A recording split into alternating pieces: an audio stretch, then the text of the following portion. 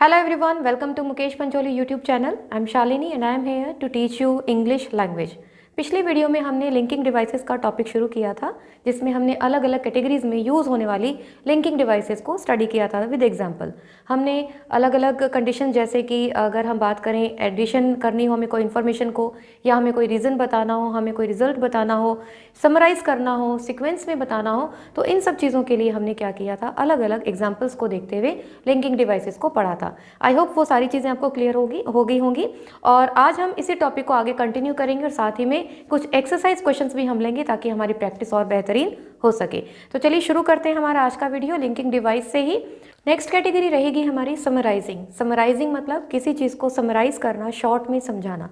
जब कोई detail story को आपने देखा होगा, आप उसे शॉर्ट में समझाते हैं। कोई बहुत बड़ा इंसिडेंट होता है, आप उसको शॉर्ट में समझाते हैं, तो उसे ही हम क्या कहते हैं, समराइजिंग। ठीक है, तो ऐसे ही बहुत बार हमें एक सिंगल सेंटेंस के अंदर भी सारी चीज़ें जो है वो समझानी पड़ती हैं। जैसे कि मैं आपसे कहूँ, in short the everything is clear to you. In short I am giving you all the content which is beneficial for you. तो मैंने आपको पहले पूरा एक्सप्लेन किया और उसके बाद मैंने आपको लास्ट में इसको क्या कर दिया, सम अप कर दिया। तो यहीं पर हम कौन कौन से लिंकिंग डिवाइसेस को यूज़ करेंगे, देखिए। इन शॉर्ट की हम बात करें, इन ब्रीफ हम यूज़ कर सकते हैं, in summary, to summarize, in a nutshell, आपने बहुत बार सुना होगा, इन अ नटशेल और you can say in a nutshell we can conclude that. ये सब चीज़ें आप एक साथ यूज़ कर सकते हैं। देखिए आगे मेंशन भी है, टू कंक्लूड, इन कंक्लूजन। तो ये सब चीज़ें किसके लिए यूज़ हो रही हैं, whenever you want to summarize something, आपको शॉर्ट में किसी भी चीज़ को समझाना हो तो आप इन सब टर्म्स को यूज़ कर सकते हैं। चलिए नेक्स्ट जो हमारा लिंकिंग डिवाइस हम पढ़ने वाले हैं वो है ईदर और या नीदर नॉर। ठीक है, इन दोनों को ही हम यूज़ करेंगे। एक को हम पॉजिटिव सेंस में यूज़ कर रहे हैं और एक को नेगेटिव सेंस में यूज़ कर रहे हैं। आपने बहुत बार देखा होगा, जब आपके पास ऑप्शन होते हैं तो आप कहते हैं या तो ये या फिर ये। तो वो क्या है, या तो ये जो हम बात करें वो क्या है, ईदर। ठीक है, ईदर और अगर इसी तरीके से हम इसको नेगेटिव सेंस में यूज़ करेंगे, ना तो ये ना तो वो, तो उसको हम क्या कहेंगे, नीदर नॉर। ठीक है, तो यहाँ पर एग्जाम्पल हमारे सामने है, ही कुक्स डिनर और शी कुक्स डिनर। यहाँ पर हम इसी सेंटेंस को एक और तरीके से हम लिख सकते हैं, ईदर ही और शी कुक्स डिनर, या तो वो खाना पकाएगा या वो पकाएगी। ठीक है, तो फर्स्ट सेंटेंस में आप देख रहे हैं दो सेंटेंसेस अलग अलग हैं और इसको आपने इधर और को यूज़ करके एक नए सेंटेंस की फॉर्म में यूज़ कर लिया। इसी तरीके से हम नीदर की बात करें तो नीदर राहुल नोर हिज वाइफ, ना तो राहुल ने ना ही उसकी वाइफ ने wife mention anything about moving house, यानी कि जब वो हाउस से मूव किया, उन्होंने शिफ्ट किया, तो ना तो राहुल ने और ना ही उसकी वाइफ ने हमें इसके बारे में बताया। तो नीदर नॉर एंड ईदर और दोनों को ही आप यूज़ कर सकते हैं। बोथ एंड एंड की हम बात करें, बोथ को हमेशा एंड के साथ पेयर किया जाता है जब हम और ज़्यादा एम्फेसिस देना चाहते हैं, हम और ज़्यादा कंसाइज वे में उसको कहना चाहते हैं। तो to coordinate elements in a sentence, यानी कि एक सेंटेंस के अंदर हमें जब दो चीज़ों को जोड़ना है और उसे इफेक्टिव बनाना है, तो वहाँ पर हम बोथ के साथ एंड को यूज़ करते हैं। I like both the movie and the play. Movie और प्ले दोनों ही मुझे पसंद आए। तो यहाँ पर आपने और ज़्यादा स्ट्रेस डाला है कि ठीक है, किसी को मूवी पसंद आई, किसी को प्ले पसंद आए, लेकिन मुझे दोनों पसंद आए। तो I liked both movie and the play. Clear? तो इस तरीके से आप बोथ एंड को यूज़ कर सकते हैं। वेदर और नॉट, वेदर हमेशा नॉट के साथ यूज़ किया जाता है। जब आपके पास में चॉइस होती है तो वहाँ पर आप इसको यूज़ कर सकते हैं। Use for saying that it is not important which of to possibilities is true. ठीक है, ऐसा हो या नहीं हो ये तो होगा ही, यानी कि जब चॉइस की बात आ जाती है वहाँ पर आप वेदर की बात करते हैं। Whether or not you like it I am going out tonight, तुम्हें पसंद हो या ना हो मैं तो आज बाहर जाऊंगा ही। तो तुम्हारी चॉइस जो है वो कोई मैटर नहीं रखती है, उसका कोई वैल्यू नहीं है इस वक्त, जिस वक्त ये सेंटेंस मेंशन किया गया है, आई एम गोइंग आउट। ठीक है, तो वहाँ पर आप क्या यूज़ करेंगे, whether. Whether or not you like it I am going out tonight. Clear? Okay, no sooner than की हम बात करें, जब कोई दो इंसिडेंट बहुत ही कम टाइम पीरियड में एक साथ साइमल्टेनियसली होते हैं तो वहाँ पर हम नो सूनर देन को यूज़ करते हैं। कैसे यूज़ करते हैं, देखिए।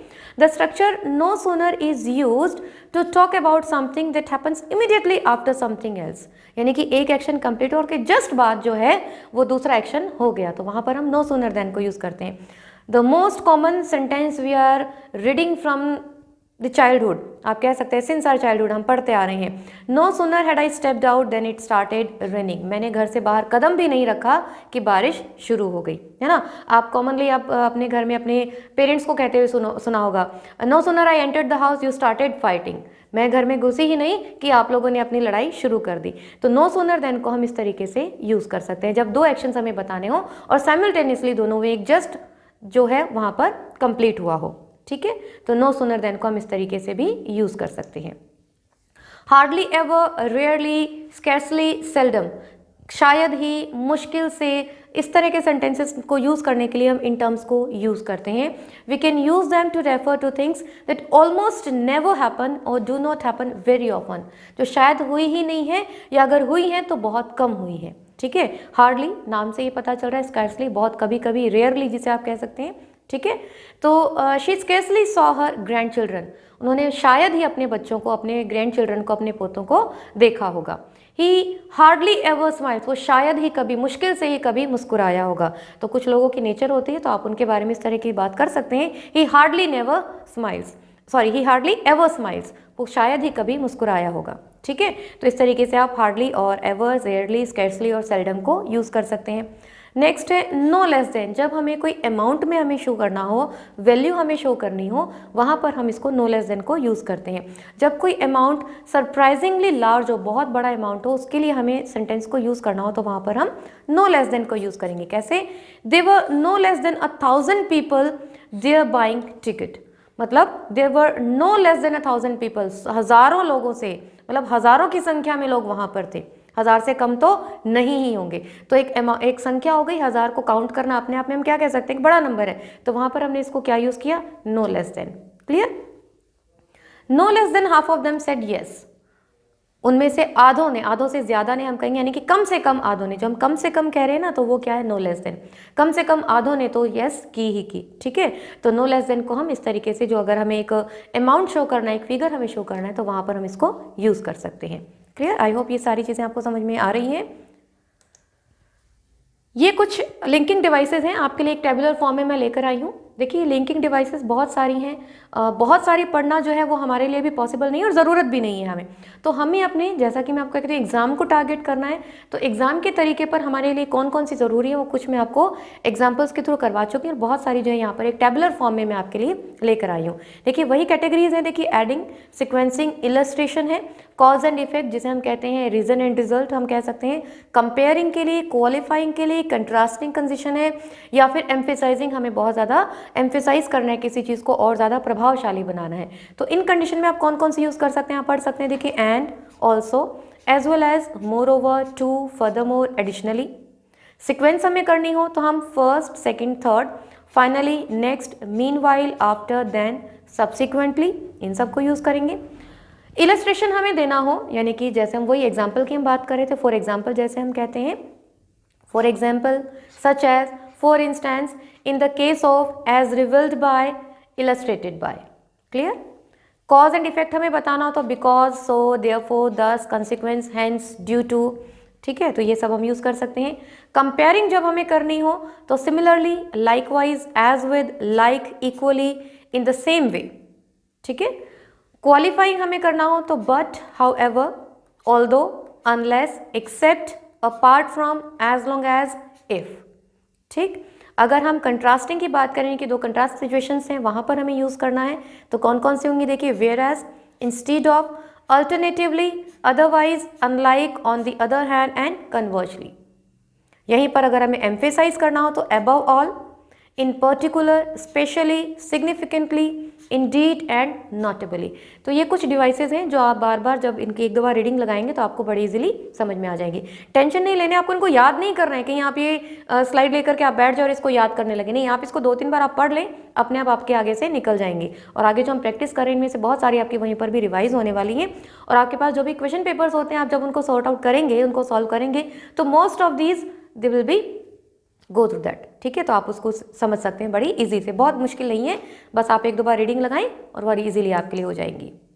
चलिए अब हम थोड़ी सी एक्सरसाइज करते हैं, प्रैक्टिस करते हैं कि जो हमने पढ़ी है लिंकिंग डिवाइसेस हमें कितनी समझ में आई है। क्लियर? तो फर्स्ट क्वेश्चन अगर हम देखें, आई वेटेड फॉर दैम, दे केम, यहाँ पर अब क्या आएगा आप बताइए। देखिए आई वेटेड फॉर देम, दे केम, यानी कि अगर आप इसको कन्फ्यूजन होता है तो आप क्या करें, आप इसको हिंदी में ट्रांसलेट कर लें, मैंने उनका इंतजार किया जब तक कि वो नहीं आए। ठीक है, यही हुआ ना, जब तक वो आए नहीं होता, हम एग्जैक्टली उस वर्ड को क्या बोलते हैं, जब तक वो नहीं आए। तो यहाँ पर कंफ्यूजन हो सकता है कि आप टिल को यूज करेंगे या अनटिल को यूज करेंगे। ठीक है, टिल होगा या अनटिल होगा, तो एग्जैक्ट आंसर इसका होगा यहाँ पर अनटिल। क्यों? क्योंकि अभी मैंने आपको क्या बताया, जब तक वो नहीं आए, तो नहीं हम नेगेटिव सेंस में जब यूज करते हैं तो वो अनटिल होता है। क्लियर। तो यहाँ पर आप क्या मेंशन करेंगे, I waited for them until they came. Clear. चलिए नेक्स्ट पे चलते हैं। मैन सो शैल दे रीप, बहुत बार पढ़ा हुआ है हमने, कॉमन है, इजी है। एज मैन सो, जैसा कि कोई बोएगा वैसा ही वो काटेगा, तो जैसा कि as. Clear. I am so strong you are, I am as strong, sorry I am as strong you are. तो अंडरस्टूड है, अपने आप देखिए, आप जब बोलेंगे तो वो साउंड करेगा, I am as strong as you are, जैसा कि आप हो। तो हम यहाँ क्या कर रहे हैं, मैच कर रहे हैं ना, तो यहाँ पर क्या आ जाएगा, I am as strong as you are. Clear. He was tired that he could barely stand, वो इतना थका हुआ था कि वो मुश्किल से खड़ा हो पा रहा था। इसी को आप इस तरीके से कहें, ही वॉज टू टायर्ड, इतना थका हुआ था कि वो खड़ा भी नहीं हो पा रहा था। ठीक है, तो यहाँ पर हम क्या यूज करते हैं, टू। नेगेटिव सेंस में जब हमें यूज करना हो तो हम इसको टू को यूज करेंगे। He was too tired that he could barely stand. It is certain, understood है यहाँ पर, it is certain that he will be late, ये श्योर है, निश्चित है कि वो क्या होगा, लेट होगा ही होगा।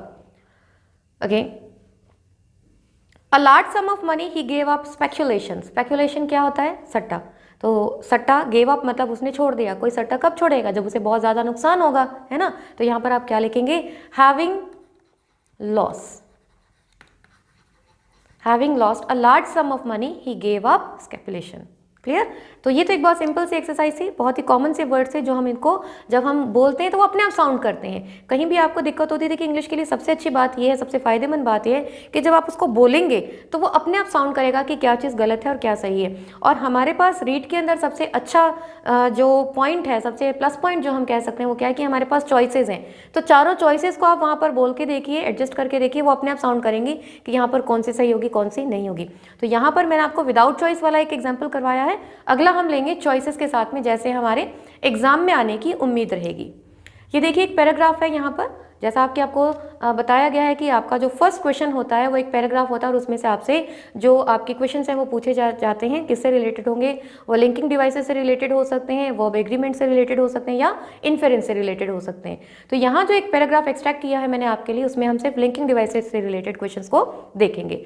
ठीक है, तो I am not going to read complete paragraph, मैं आपको समराइज कर देती हूँ, I am going to sum up. ठीक है, जैसा कि मैंने आपको स्टार्टिंग में ही बताया था लिंकिंग डिवाइसेस को, तो इसको मैं सम अप करती हूँ कि यहाँ पर क्या बताया गया है। यहाँ पर जल्दी उठने के फ़ायदे बताए गए हैं, है ना। तो किस तरीके से फ़ायदे होते हैं, हम एनर्जेटिक रहते हैं, हमें एक्स्ट्रा टाइम मिलता है, तो वही सब चीज़ें यहाँ पर मेंशन की गई हैं। आप इसको पढ़ लेंगे तो आपको इजीली समझ में आ जाएगा, बहुत ईजी लैंग्वेज। और इसी तरह की लैंग्वेज के जो पैराग्राफ है वो आपको क्वेश्चन पेपर में मिलेंगे, बहुत लेंथी लैंग्वेज आपको नहीं मिलेगी। ठीक है, तो हम सीधा ही क्वेश्चंस पर चलेंगे। तो चलिए हमारा फर्स्ट क्वेश्चन हम देख लेते हैं। Which option is the linking device in the various parts of the following sentence. Sentence यहाँ पर मेंशन नहीं हुआ है, मैं आपको बता देती हूँ कि हम किस सेंटेंस की बात करें। देखिए ये है, by beginning so early he knows that he has plenty of time to do his work thoroughly. इस सेंटेंस में आपको बताना है कि इसमें किस लिंकिंग डिवाइस का यूज हुआ है। तो अंडरस्टूड है, आपको इस सेंटेंस में नजर आ ही रहा है।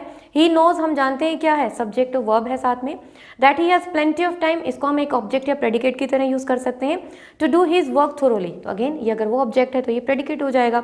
तो बचा क्या हमारे पास, बाय बिगिनिंग सो अर्ली, यानी कि यहाँ पर क्या है, जल्दी उठने की शुरुआत करने के कारण क्या है, उसके पास में टाइम है। यानी कि हमने यहाँ पर क्या बताया, एक रीजन बताया है ना। तो रीजन के लिए हम क्या यूज कर रहे हैं यहाँ पर, बाय बिगिनिंग सो अर्ली।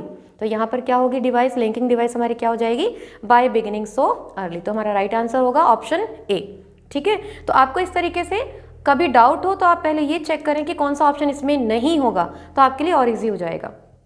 चलिए नेक्स्ट क्वेश्चन हम देखते हैं।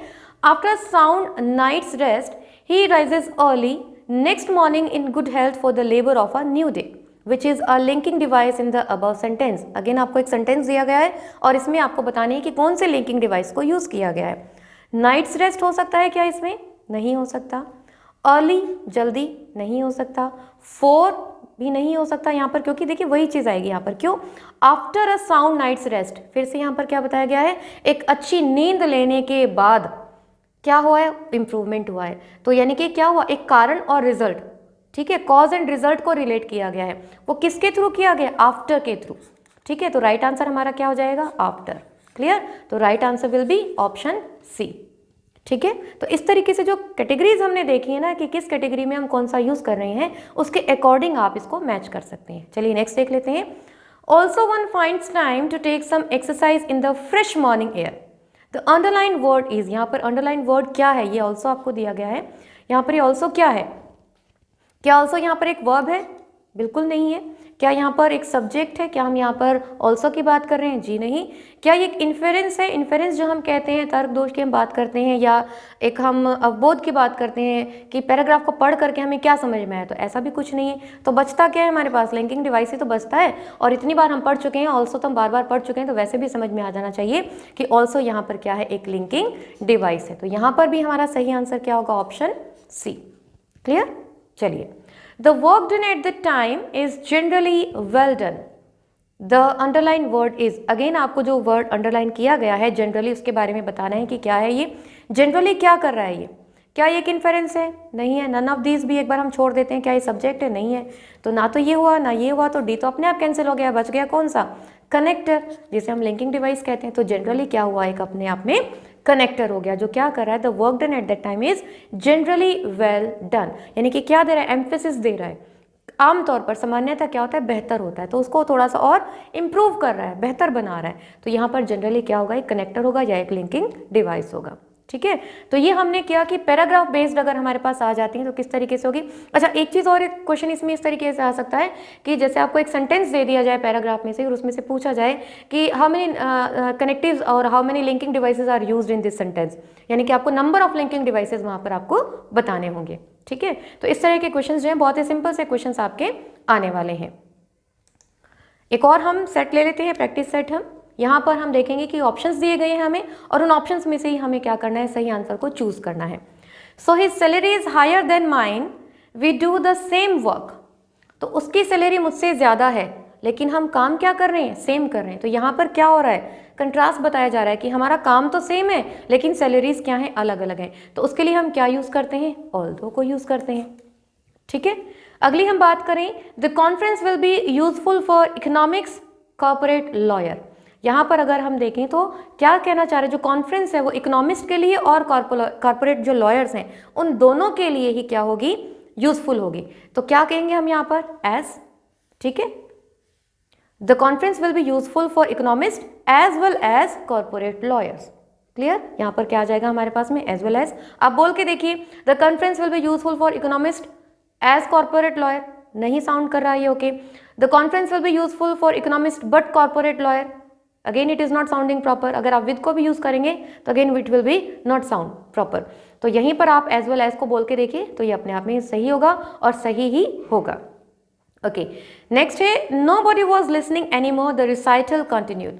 कोई भी नहीं सुन रहा था, लेकिन जो रिसाइटल था, जो वो गान चल रहा था, जो भी प्रोग्राम चल रहा था, वो फिर भी कंटिन्यू होता रहा। तो यहाँ पर आप क्या आ जाएगा? फिर भी। तो फिर भी के सेंस में हम क्या यूज करते हैं? नेवरदलेस। ठीक है, नेवरदलेस को हम यूज करते हैं। It will take place outdoors dash it rains or not. अब आपको जब हमने वेदर और नॉट को पढ़ाया था, तब हमने पढ़ा था कि जब चॉइस की हमारे पास बात आती है तो हम क्या यूज़ करते हैं? वेदर। और जहाँ कहीं भी और नॉट आ जाए तो अंडरस्टूड है वहाँ पर क्या आएगा? वेदर आएगा। तो it will take place outdoors whether it rains or not, चाहे बारिश हो या ना हो, ये प्रोग्राम तो हमारा बाहर ही होगा। ठीक है, समझ गए आप? तो जहाँ पर आपको चॉइस का कंसिडर करना हो तो वहाँ पर आप किसको यूज़ करेंगे? वेदर को। चलिए आगे हम देख लेते हैं। He did hardly any work before the exam he managed to pass. मुश्किल से ही उसने कोई मेहनत की, लेकिन फिर भी वो पास हो गया। तो क्या है? फिर से ये कंट्रास्ट है, अपोजिट कंडीशंस है। मेहनत नहीं की, लेकिन फिर भी वो पास हो गया। तो फिर भी को हम क्या कहते हैं? Again nevertheless. ठीक है, फिर भी वो पास हो गया। भाई ऐसी किस्मत सबके पास हो कि मेहनत ना करनी पड़े और फिर भी पास हो जाए, लेकिन हमें मेहनत करनी है, इस चीज़ का आपको ध्यान रखना है। Okay, life in a big city is more stressful than the country, it can also be expensive. अब यहाँ पर देखिए, ऑल्सो, ऑल्सो वर्ड क्या कर रहा है? भी, मतलब ऐड कर रहा है। जब हमें इंफॉर्मेशन ऐड करनी होती है हम किसको यूज़ करते हैं? यहाँ पर ऑप्शन देखिए, फर्दर नहीं होगा, डिस्पाइट नहीं होगा, एडिशन भी नहीं होगा, क्या आ जाएगा यहाँ पर? Moreover. तो बोल के देख लीजिए, life in a big city is more stressful than the country, moreover it can also be expensive. भाई जो शहरों की लाइफ है वो हम सभी जानते हैं कि एक्सपेंसिव है, और साथ ही साथ क्या है? हमारी स्ट्रेसफुल भी है लाइफ। ठीक है, तो मोर ओवर आपको इसको यूज़ करना होगा। नेक्स्ट हम देख लेते हैं, the law regarding dangerous driving has been changed as more people are going to prison. अब यहाँ पर आप देखिए, the law regarding dangerous driving has been changed, यानी कि जो डेंजरस ड्राइविंग का जो लाइसेंस नहीं होते हैं लोगों के पास में, इसकी वजह से जो हैज़ार्ड्स होते हैं, जो दिक्कतें आती हैं, उनकी वजह से कुछ जो रूल्स हैं पास किए गए हैं, है ना। और उन रूल्स को इम्प्लीमेंट करने की वजह से कुछ हुआ है, क्या हुआ है, लोग जो हैं वो ज़्यादा से ज़्यादा जेल जा रहे हैं, यानी कि क्योंकि लोग क्या हैं, रूल्स को फॉलो नहीं करते हैं और इस वजह से उनके ऊपर पेनल्टी लगाई जाती है। तो अगेन क्या है, ये रिजल्ट है, तो रिजल्ट यहाँ पर मेंशन किया होगा।